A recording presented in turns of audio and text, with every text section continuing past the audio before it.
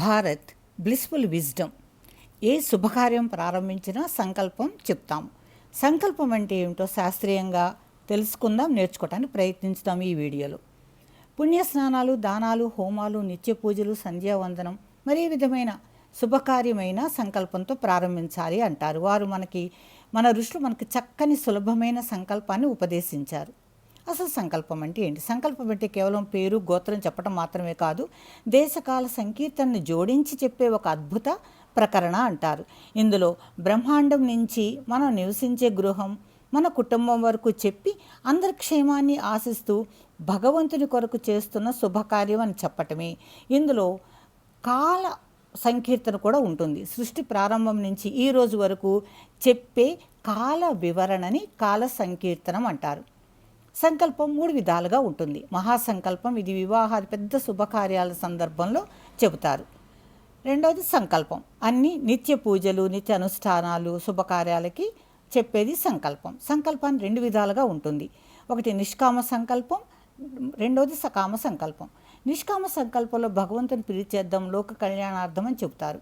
ఇటువంటి కార్యక్రమాలు వ్యక్తిగతం కాకుండా అందరి కోసం చేసేవి, ఇది ఉత్తమ ఫలితాన్ని ఇస్తుంది అంటారు.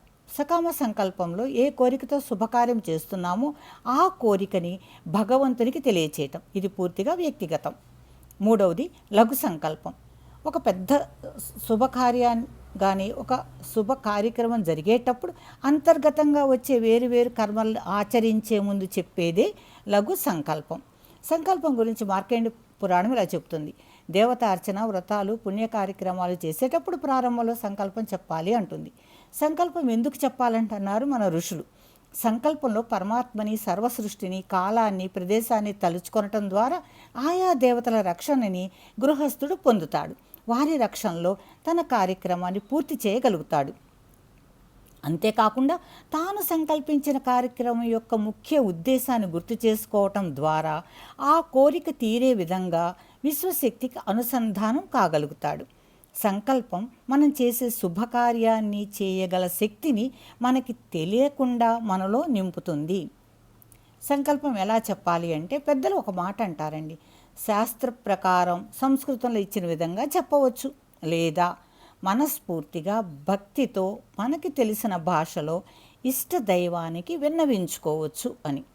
ఎలా చెప్పినా, అసలు చెప్పకపోయినా భగవంతునికి మన మనసులో కోరిక చేరుతుంది. కాకపోతే శాస్త్రీయంగా చెప్తే బాగుంటుంది. శాస్త్రీయంగా ఎలా చెప్పాలో నేర్చుకోవటానికి కొంచెం ప్రయత్నించుదాం. ఇది కేవలం ప్రయత్నం మాత్రమే. ముందుగా ఆచమనం చేసి, ప్రాణాయామం చేసి, చేతిలో పూలు కానీ అక్షంతలు కానీ తీసుకొని సంకల్పం చెప్పి పవిత్ర జలంతో అక్షంతలు పళ్ళెంలో వదలాలి. ముందుగా ఇష్టదైవనామం జపించాలి.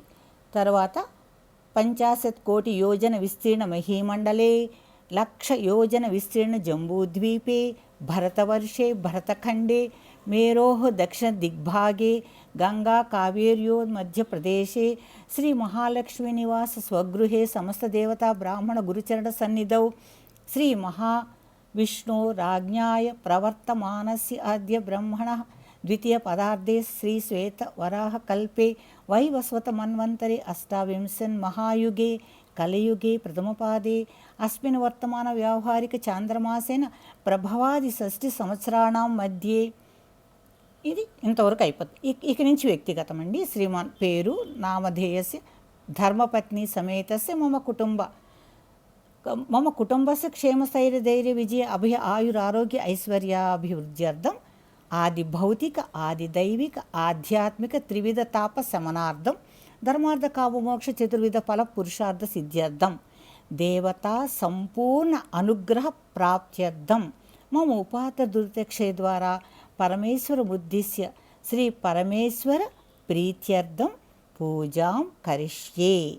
దీంతో సంకల్పం పూర్తవుతుంది. పూర్తి చేసి చేతిలో ఉన్న అక్షంతలని ఉద్దడితో తీసుకొని కాస్త జలంతో పళ్ళెంలో వదిలిపెట్టి నమస్కారం చేసి మీ పూజను మీరు ప్రారంభించాలి.